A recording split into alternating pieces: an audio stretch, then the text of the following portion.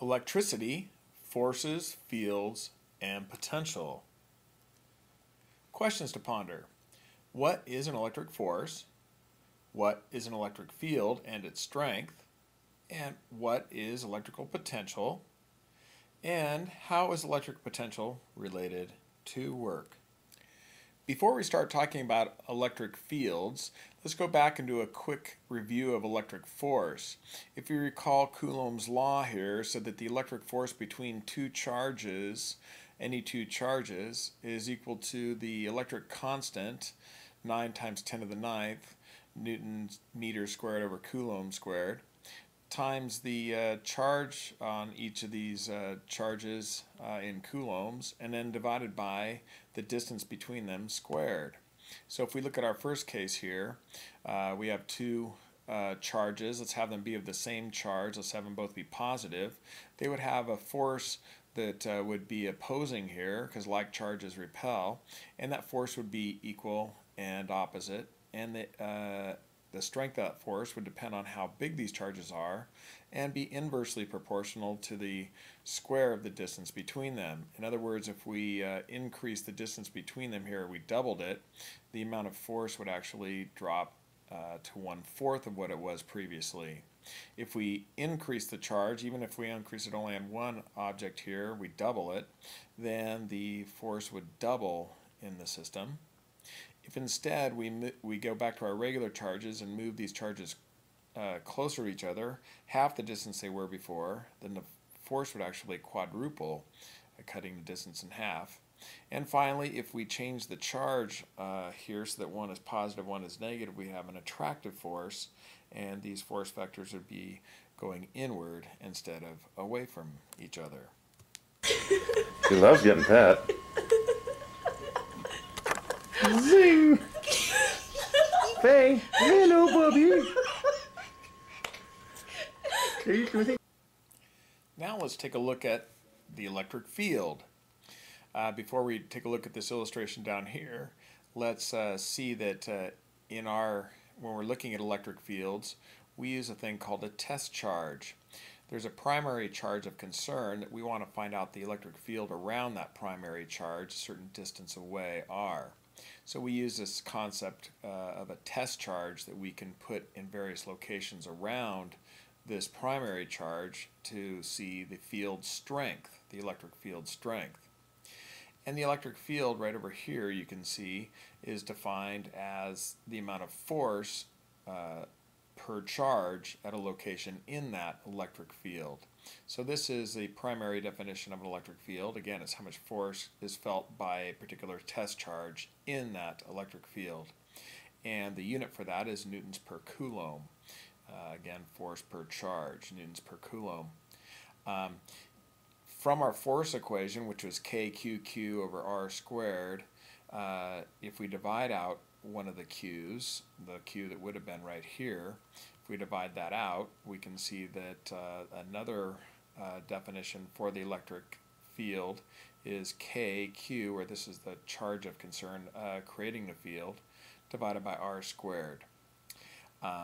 And then we have this equation here. This is quite a handy equation when you know the electric field strength and you know the charge that's in the field. You can find out the electric force a lot more easily than you could have using the large electric force equation.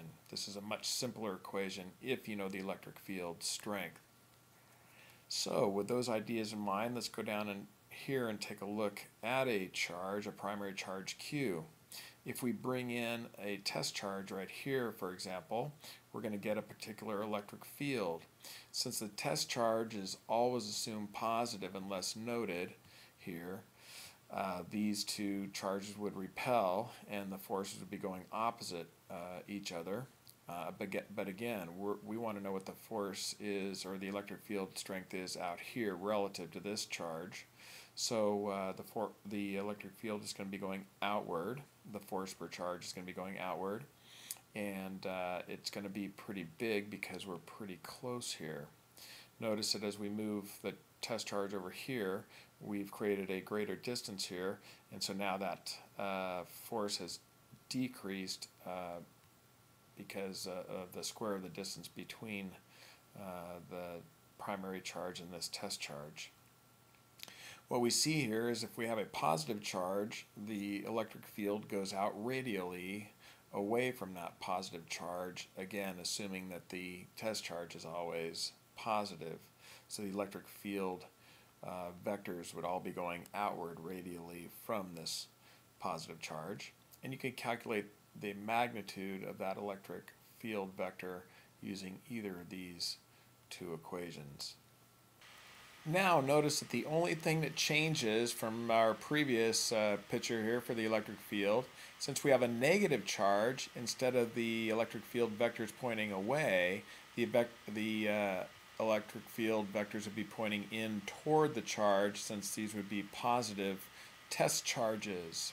So if it's a negative charge, the field vectors point inward.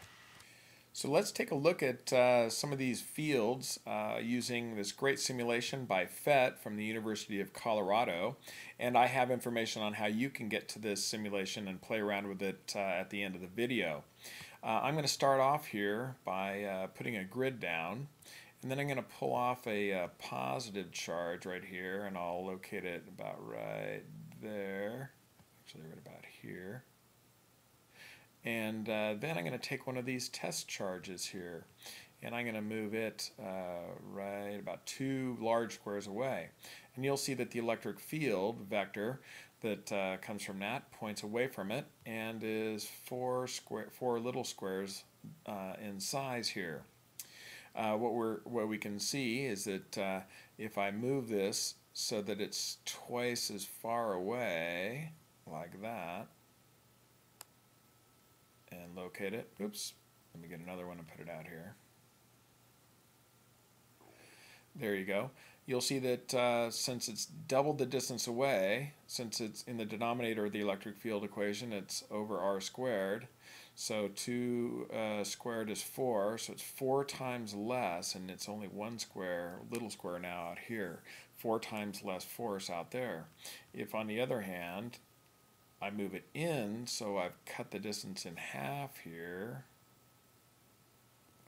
Now the force should have increased 4 times, and so there's 4 squares there, then another 4, then another 4, and then another 4, and roughly 4 times larger the force is now that it's half the distance, and twice as close, if you will, to this charge. Let me move it back out here where we were. And when I do that, let me add a charge here.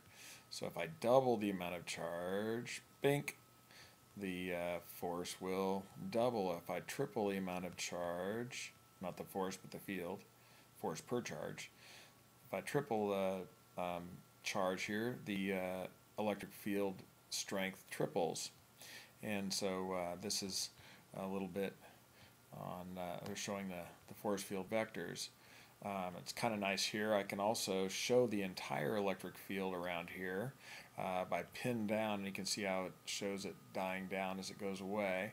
And you can see that it goes out radially from this particular charge. And you can move this around, and you can see how it's getting stronger and so forth as you get closer or farther away from a particular location. The other thing we can do is we can make this a negative charge, and if I make it a negative charge, now what you're going to see is all of these force vectors point in toward the negative charge, but everything else stays the way it was previously. So you can again play around with this a little bit when you're done with the video, and it's a great way to have an intuitive sense of these electric fields.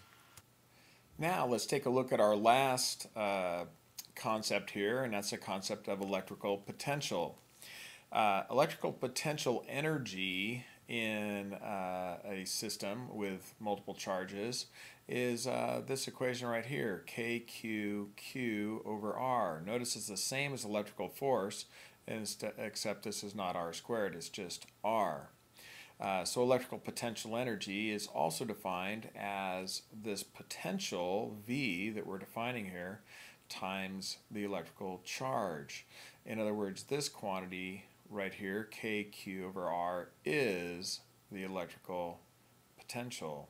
And that's a very handy quantity when we're looking at electric systems, because it tells us that a charge here relative to this other charge is going to have a particular amount of potential energy. So at a location R away from this charge, this charge is going to have a potential equal to this value V here. And that potential, and you've heard of this before I'm sure, is measured in volts. Sometimes instead of electrical potential we also say voltage. So we have a particular electrical potential which is equal to K times Q divided by R, where the Q is the Q that this charge is either being attracted to or repelled from. We can also notice that that potential can be calculated by taking the electric field strength and multiplying by the distance away. Another thing to note is that electrical potential is not a vector. It is simply an amount. It is positive or negative depending on if this charge of concern is positive or negative. Hey, we're back to that PhET simulator. Now we have a equipotential or potential monitor here. So I'm going to bring in a positive charge, and I'm going to bring a positive charge and set it down right here. What we see is we're going to have 9 volts when we're 2 big squares away. We have 9 volts of potential. And if I move this so that it is half the distance from that, we will see that we will actually have doubled the voltage now. So now it doesn't go as the square. Remember the potential, the equation is KQ over R. So if you go half the distance closer, you're only dividing by 1/2 now and doubling the voltage. If I move back to where I was here to 9 volts, and then I go out 2 times further, now I'm dividing by 2, and you get 4.5 volts.